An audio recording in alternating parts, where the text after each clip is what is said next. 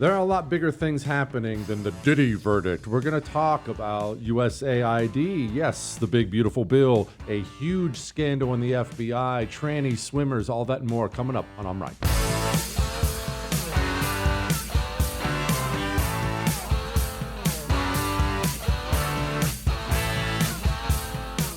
Okay, so I have to tell you what I'm not going to talk about, which I guess is weird because that means I'm actually talking about it.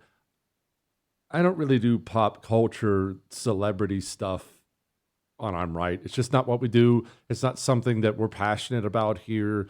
So I understand a big headline today is that the rapper Diddy and the verdict and whatnot. I've got to be honest. If that's the kind of thing you're looking for, you have come to the wrong place. I don't care about any of that stuff. I do very much care about my country. And I care about the fact that the communists in the United States government have been running a slush fund, an international slush fund, for a long time with your money and our money. And so let's talk about something wonderful that's happening. It's scary. The revelation of things is scary, but something wonderful that's happening. Marco Rubio came out and he said, hey, USAID, no more operating independently, if you will. None of that. USAID is going to be under the State Department now. It will be administered by the State Department. Now, before we move on at all, I need to do a couple different things. First, USAID, we've dug into it in depth multiple times on this show. YouTube channel is where you need to go to find that. Me, Mike Benz, we've riffed on USAID. Highly recommend that. Go to the YouTube channel, go watch it. It's all free. Enjoy that. That's one. Two, I want to focus on kind of the little part of it, the last part of that whole thing. USAID will now be administered by the State Department. Okay, so that, of course, begs the question, who was administering it before? Let's talk about that. The United States government, over decades and decades and decades, over our 2-century plus existence, almost 250 now, by the way, the United States government has done what really all governments do. So if what I'm about to talk about angers you, I get that, but you should also know this is simply human nature. Governments are made of what? Humans. Flesh and blood people, just like you, just like me. And human beings, all of us, in our flawed, sinful nature, we acquire power, and that makes us want more power, and we try to gobble up as much of it as we can to use it for our own interests. And the United States government has done this over 2.5 centuries. And that brings us to where we are today, where we have essentially whole branches of government, entire departments in the United States government that receive large quantities of taxpayer money, yet they don't necessarily operate under the supervision of any elected representatives. They should, constitutionally and right and wrong, they should be under the president, answer to Congress, all those things. But should and do are two very different concepts. They don't. USAID is a wonderful example of this. Now, obviously, there are all kinds of Central Intelligence Agency connections to USAID. Again, Mike Benz and I have laid all this out, really mainly Mike Benz, on the YouTube channel if you want to go ahead and lay it out. But let's examine this organization, shall we? Because Democrats, which we'll get to in a moment, they're in a full-blown panic about this. Why? Well, USAID, they're the one that's funded a bunch of this stuff. Transgender entertainment in Colombia, Peru, Ireland, Serbia. $20 million for Sesame Street in Iraq. $10 million to feed al-Qaeda-linked groups in Syria. $7.9 million to teach Sri Lankan journalists non-binary language. And you can't forget $5 million to the ECHO Alliance for Bat Virus Research in Wuhan. So what is USAID? Well, it's two different things. And you need to keep these two things in mind while you watch Democrats panic about the defunding of it. USAID is two things.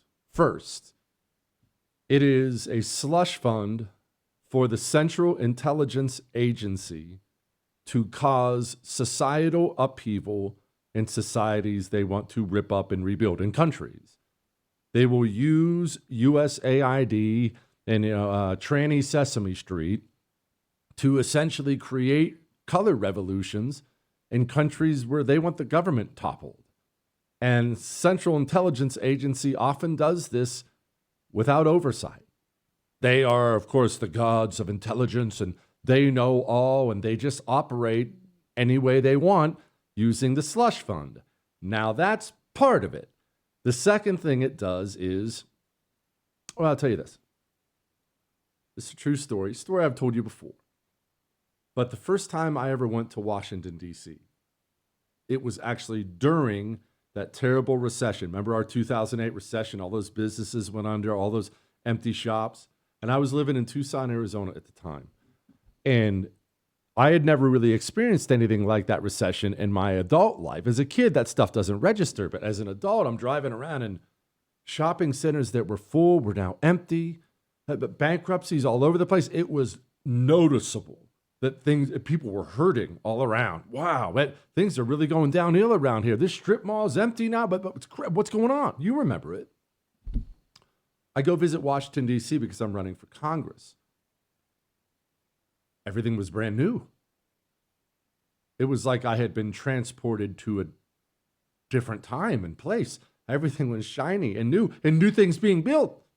It was like the recession didn't exist there because it didn't exist there. Why doesn't the recession exist there? Why is Washington, D.C. so flush with cash no matter what you're going through, no matter what your little community, your state is going through? Why is Washington, D.C. shiny and new at all times?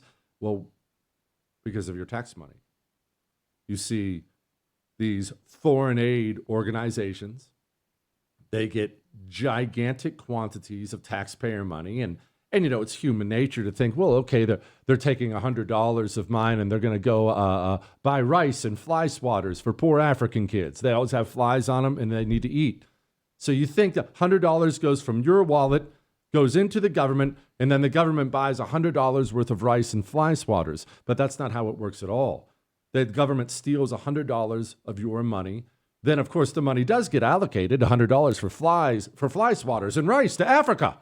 But of course, we need a different independent agency to kind of administer this. After all, I didn't even know where to buy rice. I'm fresh out of fly swatters. I don't know what to do. And so they'll go to some non-government organization, some agency where, of course, the congressman or senator's brother's cousin's mother works with a $500,000 a year salary.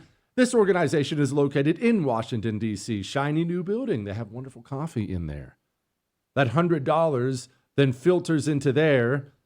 Maybe, if you're lucky, $5 of it ends up going overseas to buy rice and fly swatters for the African kids. The other $95 goes right back into D.C. and the corruption and the swamp. That is what all this USAID stuff, all this foreign aid stuff does. Trump has been wise to it for a while. Look at all the fraud that he's found in this USAID. It's a disaster what the people, radical left lunatics, they have things that nobody would have even believed. The whole thing with $100 million spent on you know what, with money going to all sorts of groups that shouldn't deserve to get any money. With the money, I'd like to see what the kickbacks are. How much money has been kicked back? I would say this, the people that got all that money, are they kicking it back to the people that gave it from government? No, that's, to me, very, very corrupt. The real question is, how much of a kickback has there been? Why do you think Chuck Schumer reacted like this when USAID got stripped of its money and power? We also know this is just the beginning. If DOJ attacks USAID today, then you can be sure they'll move on to another target tomorrow. Who knows? Maybe it'll be the Postal Service or the IRS or even the Social Security Administration. They could be next. Or maybe our national security agencies. We cannot allow Elon Musk and a small group of people to secretly, behind closed doors, take away our privacy, take away our dollars, take away everything we have. We are going to fight this fight. I am going to stand with you in this fight, and we will win. We will win. We will win. We will win. We will win. We will win. We won't rest. We won't rest. We won't rest. We won't rest. You know the most interesting part of that? It wasn't Chuck Schumer's ham-fisted attempts at starting chants. Take away our money. Our money? This was, I mean, we've been constantly told that this is critical money, saving lives with the African kids. But that's not what he said. Our money. So combine what we've seen now with the stories we've brought you here that show the Democrats, the National Party, they're running out of money. There are rumors now that they're going to have to take out loans to keep the lights on. Right as soon as government agencies start being defunded, Democrats seem to run out of money. Don't think Chuck Schumer's alone. All kinds of Democrats seem to be really upset. This is what the beginning of dictatorship looks like. Elon Musk, you didn't create USAID. The United States Congress did for the American people. And just like Elon Musk did not create USAID, he doesn't have the power to destroy it. And who's going to stop him? We are. We're going to stop him. This is a constitutional crisis that we are in today. Let's call it what it is. The people get to decide how we defend the United States of America. The people get to decide how their taxpayer money is spent. Elon Musk does not get to decide. And let me wrap all this up before we move on. We have such a great show for you here. Let me wrap this up by saying this. It's going to be a little tell, not just for now, for the future, because it's something I've noticed time and time and time and time again. When the communists in the media and the Democrat Party, I know they're one and the same, but when the communists are truly, truly threatened, when they are truly afraid, when something is happening they think is legitimately going to hurt them and their power, they will threaten. They'll threaten the American public. They'll emotionally blackmail the American public that people are going to die. It is a rule every single time. I've noticed it time after time. That's why virtually every major Democrat publication, they're saying things like this. Secretary of State Marco Rubio is hailing the end of USAID, the nation's largest foreign aid agency, even as a new analysis finds that its closure could contribute to some 14 million deaths in the next 5 years. Coming up, the U.S. Agency for International Development, USAID, officially shuts down just after a new analysis finds its closure could contribute to 14 million deaths in the next 5 years. Rubio said they are going to be focused now more on trade rather than aid. And of course, this comes as that report from The Lancet is saying there could be an additional 14 million deaths that come as a result of these administration policies. Don't think it's just CNN. NBC News, NPR, Washington Post, Reuters, all of them rolling the exact same talking point out. Let this be a lesson for you and me. Whenever the communists are saying, people will die, what they're actually saying is, my power is in jeopardy. All that may have made you uncomfortable, but I am right. We have a gigantic show. Let's find out about China in the 2020 election and the FBI in the 2020 election with Jerry Dunleavy next. Before we get to Jerry, I want to talk to you about something more important than USAID, maybe more important than anything on the planet. Chips. I love chips. I love them so much. You know, when I was in boot camp, Marine Corps boot camp, I had dreams about chips. I know, it's crazy, it's wrong, but that's how much I love chips. But the problem is most chips are awful for you. And then you hear about these healthy options, and it's always gross, isn't it? It's always disgusting. until I found Massa chips. 3 ingredients. 3 ingredients. No seed oils, no garbage in it. They make it in tallow. And so you're thinking, at least I shouldn't say you are. I thought, well, these are going to be disgusting. Oh, let's send you some. Oh, come on. They're going to be gross. We just wipe them out in my house. They're so freaking good, and you can eat chips guilt-free. Try them. Save a pile on your first order. massachips.com/JesseTV. Or take your phone and just scan that little thing on the screen. We'll be back.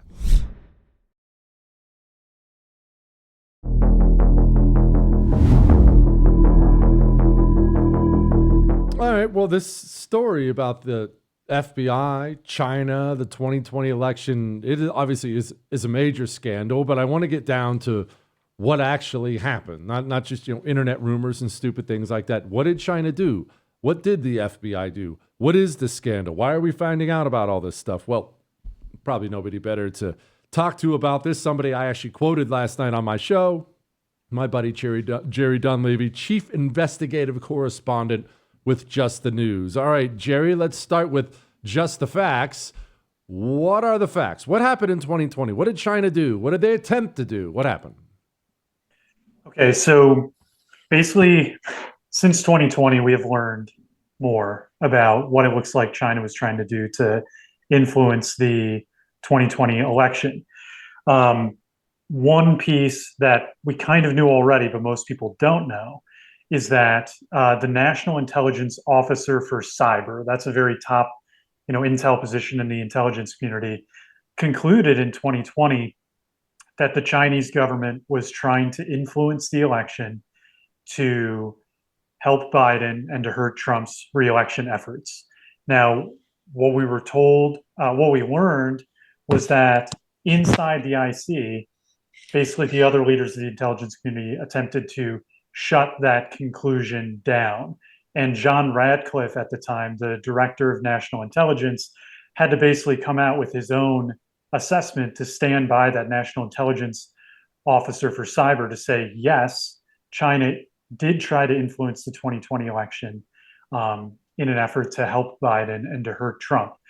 Now what we've learned is that an FBI field office, the Albany FBI field office, had received information that it believed to be credible about a Chinese plot, at least a consideration by the Chinese, to use fraudulent driver's licenses to get voters to vote for Biden, vote against Trump. And what we now know, based on this newly declassified information, is that instead of investigating this information, trying to figure out if it's true, trying to get to the bottom of it in the summer of 2020, this was also shut down by top FBI officials at the Counterintelligence Division, the Cyber Division, and the Foreign Influence Task Force. Do I know if this Chinese plot was real or if how serious it was? I don't. And the reason why I don't, and why no one does, is because the FBI chose not to investigate it in 2020 because there was a fear that this intelligence contradicted with assurances that Christopher Wray, the FBI director at the time, was making about, there's no foreign influence like plots like this happening, and also his assessment that Russia was the biggest election influence threat in the 2020 election. So what we're learning now is that there were lots of indications that China was trying to influence the election, but the intelligence community and the FBI shut these assessments and shut potential investigations down. And as you well know, this is in complete contrast to what they did with these claims of Trump-Russia collusion. Okay, Jerry, I'm going to ask a couple nerdy details, but in these stories, details matter, and you're good at that kind of stuff. So when Christopher Wray sits down in front of Congress and says, hey, it was just Russia, when he basically denies this whole thing in front of Congress, at that time, at that date, did Christopher Wray know when he sat in front of Congress that China had been meddling? Did he know and lie? He must have known about this plot that I've told you about, because the FBI Albany field office actually made what's called an intelligence information report, actually widely circulated it within the FBI, and then it was high-level FBI officials that reached in to pull that report back. And there are within these emails that were declassified yesterday, you see that at least one of the considerations for pulling this information back was that it contradicted Ray's testimony to Congress. And so, I have little doubt that Ray was aware that this allegation was out there, and that FBI agents at the Albany field office thought that it was at least serious enough that it needed to be investigated fully, but it never was. Jerry, you say high officials at the FBI, and that these names may not be known. Everyone knows Christopher Wray's name, but who, what officials, and probably more importantly, are they still there? Okay, so I don't believe that the officials are still there. This was a high-ranking official at the counterintelligence division, a high-ranking official at cyber, and the person who delivered one of the messages to the Albany field office, letting them know that this was being shut down and why it was being shut down, was the person who at that time was the head of the Foreign Influence Task Force's China unit, Laura Demlow, who went on to be in charge of the Foreign Influence Task Force after that. The Trump administration 2.0 has actually shut down this Foreign Influence Task Force, probably because of all of these controversies. Something to keep in mind about Laura Demlow is that she was also in 2020 involved in all of the discussions surrounding the Hunter Biden laptop when it emerged on the scene in October 2020. And you had those 51 former intelligence officials try to claim that this was just a Russian plot, even though it wasn't. And even though the FBI had known for a full year that it wasn't a Russian plot because they had been in possession of the FBI laptop for a whole year, Laura Demlow was mixed up in all of those conversations surrounding the Hunter Biden laptop, the FBI's conversations with social media companies about the Hunter Biden laptop in October 2020.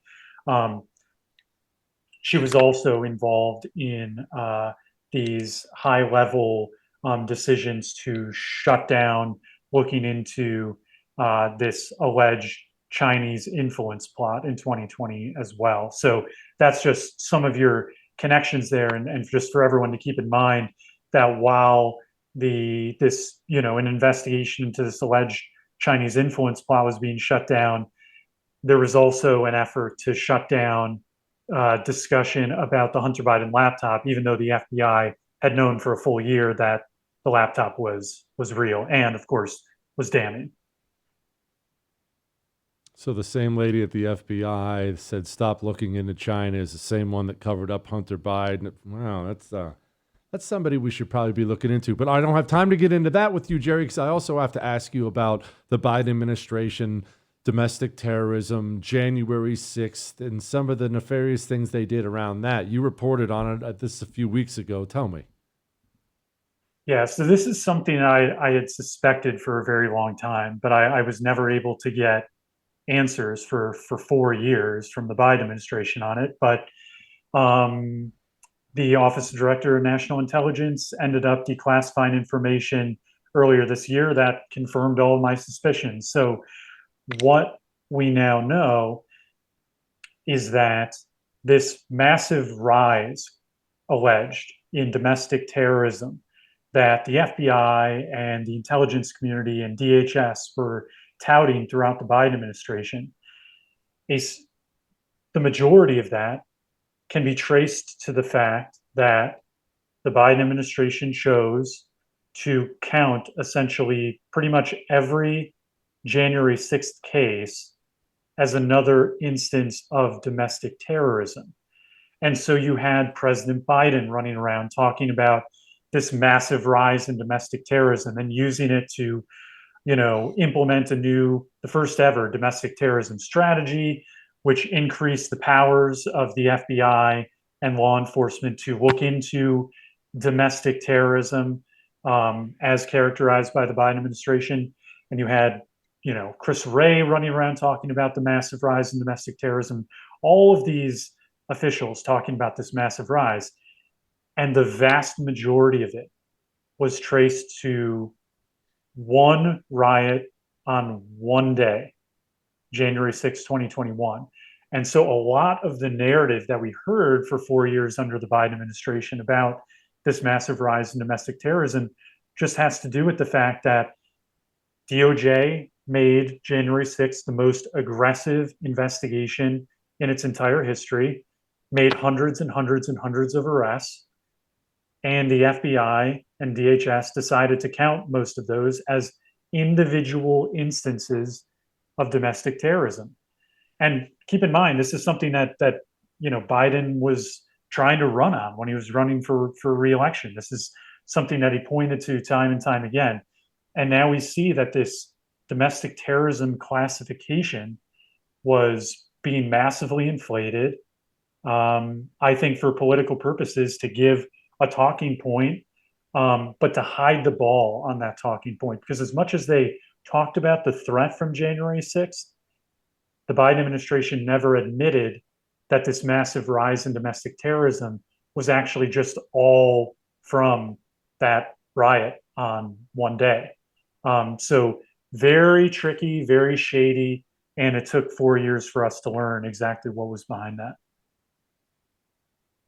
And they use the domestic terrorism rising numbers. They use that to justify all sorts of evil crap they did over that 4 years, didn't they, Jerry? Absolutely. Well, first off, I mean, they used it to justify an expansion in the federal government's power.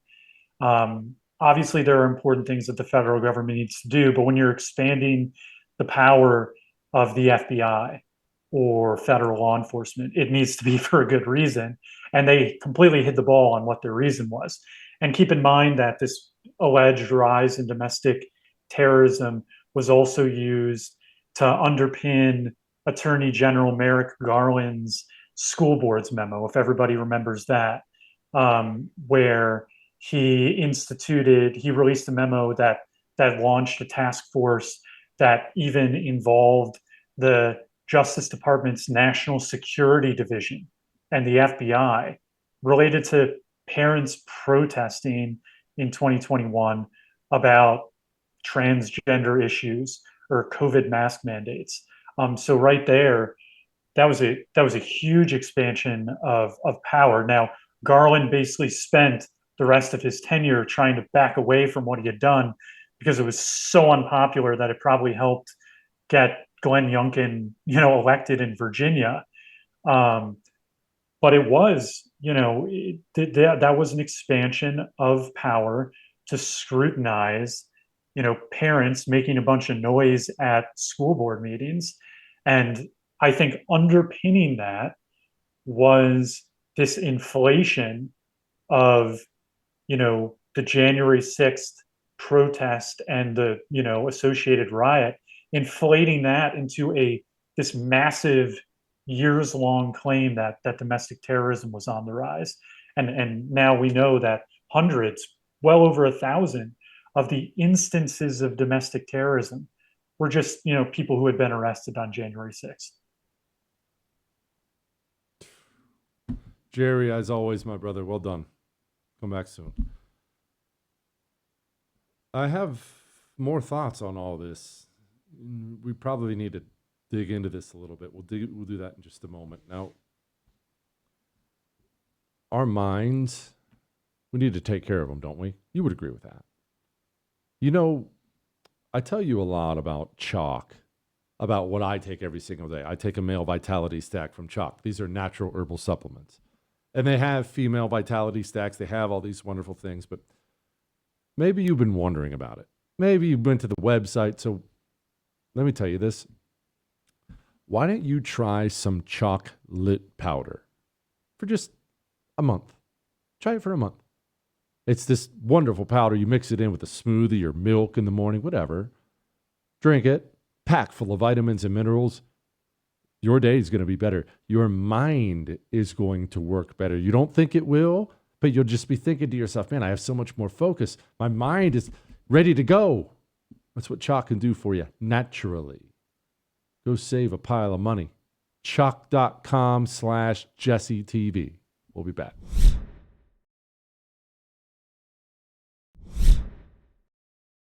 Okay, so I need to piggyback off of what we just discussed with Jerry Dunleavy in the last segment and discuss this FBI China story, because there's a part of this story, I'm not saying we're missing it. We're certainly not missing it, but there is a part of this story that is most important. So let's just cover just briefly what we already know. We know that China did or attempted to do something with the 2020 election. We know that. Okay. Fake driver's licenses, things like that. All that's bad. Okay, we got all that. All right. What else do we know? We know that Christopher Wray, then the director of the FBI, found out about China's involvement. The investigation was shut down, but he knew about China's involvement. And he knew about China's involvement when he sat in front of Congress. Remember, I just clarified this with Jerry Dunleavy. Christopher Wray sat in front of Congress having known China was trying to sway an election, and here's what he said. The intelligence community's consensus is that Russia continues to try to influence our elections, primarily through what we would call malign foreign influence. But we certainly have seen very active efforts by the Russians to influence our election in 2020 through what I would call more the malign foreign influence side of things. Social media, use of proxies, state media, online journals, et cetera, an effort to both sow divisiveness and discord. And I think the intelligence community has assessed this publicly, primarily to denigrate Vice President Biden. Okay. No China. Just Russia, Russia, Russia. Okay. Now we got all that. Here's the question, and it is by far the most important question. Why? Not China. It doesn't exactly take a genius to figure out why China would get involved in our elections. They're involved in many of our elections. That happens. We get involved in theirs, right? It's just something countries do. I got that. Why would the Federal Bureau of Investigation shut down an investigation into what China was doing? And why would the director of the FBI cover up that fact? And maybe I shouldn't be asking this question because I don't have an answer, but just like you're doing exactly right now, I've gone through all the potential answers in my head, and they're all positively frightening. Frightening. Was Joe Biden a Chinese asset? Was Joe Biden / Hunter Biden, were they being blackmailed by the communist Chinese? And in turn, they told the FBI not to look into China? I don't know. I don't know. That's a guess. Christopher Wray, is he a Chinese asset? Was he on the Chinese payroll for something? I don't know. Frightening to think about. Was this all done, the shutting down of the China investigation, the lying to Congress, was this all done in an ongoing, elaborate effort to justify sending the Federal Bureau of Investigation after Republicans? Protecting Democrats after Republicans? I don't know. There aren't good answers. I've searched and searched and searched all morning long before I sat here and did this, and I can't find an explanation for that is anything but frightening. The director of the FBI shut down an investigation into China and then lied to Congress about it. Why? That is the question. I don't know. Hopefully we dig and find out. Anyway, we have a lot more. We'll be back.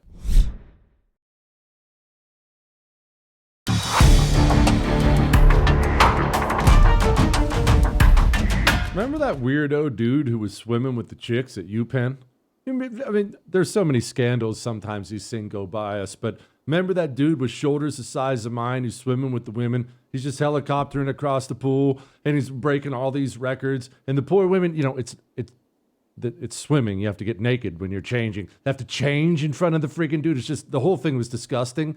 Yeah, well, look, we can't make all those women whole from having to go through that, but at least we're getting somewhere with it. Joining me now is one of those brave souls who had to endure all this filth, Paula Scanlan, Senior Fellow American Principles Project, and of course, a swimmer, UPenn swimmer on that team. Paula, obviously, you're the one who had to be in the locker room. I did not. For those who are unaware, tell us the tale again, please, before we get to current events. Well, that man you can see over there away from the women in that photo is my teammate, and my university, my Ivy League institution, decided that he should be in our locker room 18 times per week. And when anyone tried to bring up any concerns about whether it was unfair for him to compete against us or take our spots on the travel roster or break our records or undress in our locker room, the university quickly told us that we were bigoted and hateful. They said that if you didn't want to undress in a locker room with a 6'4" tall, fully grown man, that it was equivalent to not wanting to undress with someone based on their race in the 1960s. And they told us this is the next civil rights movement and we can't be bigots, so we have to get on board. They continued to threaten us. And the last thing they told us really was, and the most shocking in my opinion, was if you still object to everything we've told you about how you must accept this and you're a bigot and you're hateful and you're transphobic, you are the problem and you need therapy. And they gave us the number for an on-campus psychological counselor. Jeez. Okay, I mean, you would think UPenn would be at the height of education in this country, but this seems to be pretty consistent with these Ivy League schools. They're somehow the grossest places. Nobody in the administration thought that having somebody with the penis changing in front of the women in the locker room was a problem? No, and that's what really showed me firsthand what is so wrong with these Ivy League institutions. Everyone says it's higher learning, you're getting the best degree in the country. I mean, I think I actually just graduated from the best indoctrination system in the entire world. Communist China would be proud of what they're doing in Ivy Leagues. In fact, I'm sure that's why they're sending so many international students over to these Ivy League institutions so that they can come away and say, we're going to get our ideas from these Ivy League institutions on what we can put into our communist country, because it is that bad. I really, not even just this issue. I mean, everything that I saw firsthand attending this Ivy League institution, it is just unbelievable what they try to push down your throat. What else did you see? Well, I mean, they told us that we had to use preferred pronouns for people. You had to introduce yourself with pronouns every single time you started a new course, no matter what department it was in. I had this one class that was algorithmic game theory, and we had to refer to the hypothetical people in the problems that weren't real with they, them pronouns. And if we didn't do that, we lost points. They also allowed people to make up their own majors. One day I was sitting in class, the person next to me was mentioning what his major and his pronouns were. His pronouns were apparently they, them, and he was a lesbian dance studies major. I mean, that is the type of thing you're seeing at these schools. I can go on, but those are two wonderful examples of exactly what it is that they're teaching us. I'm so old. I'll tell you, I do respect the hustle of saying that's your major, though. I totally would have majored in lesbian dance studies. Okay, so Paula, what happened with UPenn yesterday and why? So the Trump administration a couple of months ago now pulled federal funding from the University of Pennsylvania for their violations in Title IX. And ultimately, behind closed doors, the University of Pennsylvania went to the Trump administration and said, hey, we're actually willing to negotiate here. We're going to come to the table and talk about this. And in this negotiation that I was obviously not part of, they came to the conclusion that the University of Pennsylvania is going to issue an apology to all the female athletes that were affected by this. They're going to remove Thomas's records from our record boards.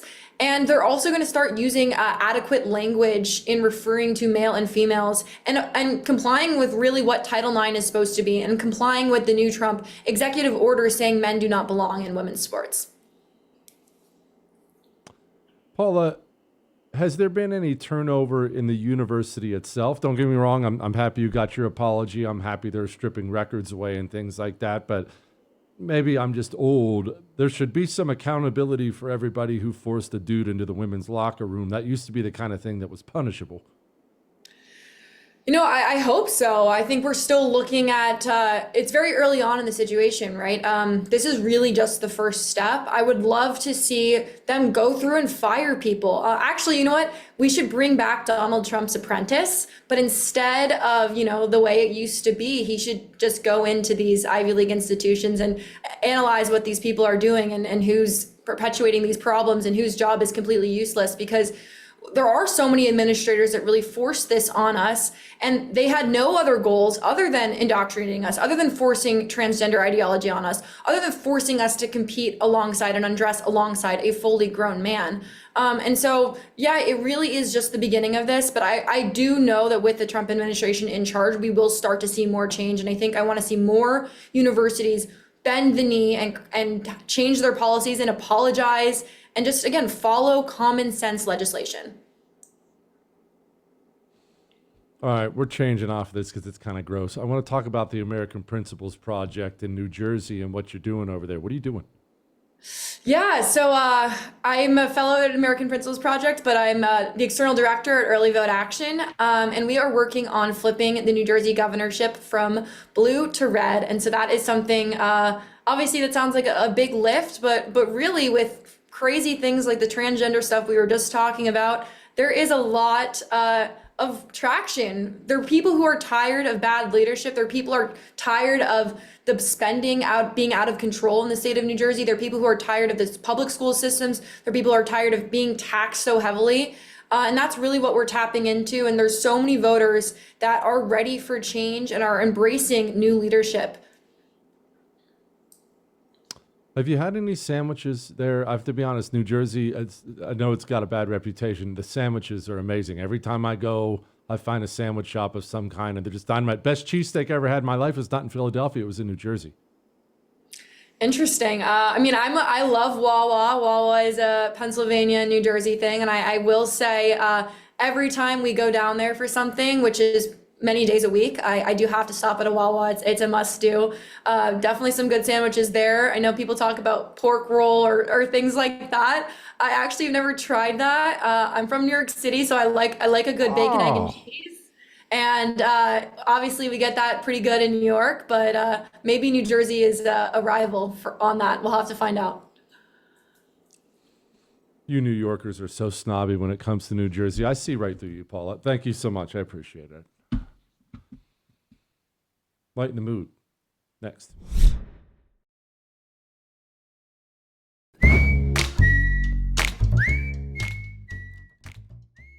All right.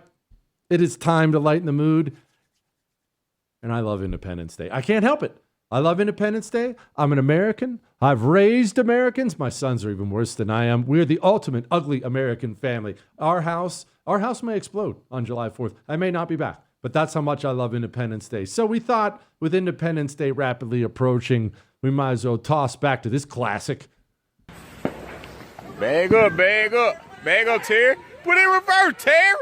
Put in reverse. Oh, Lord, Jesus. Oh, Lord. Oh, Jesus.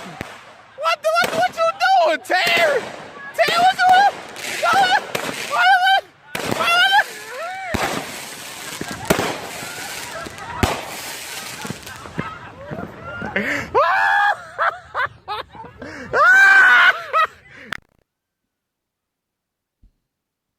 Terry, put it in reverse, man.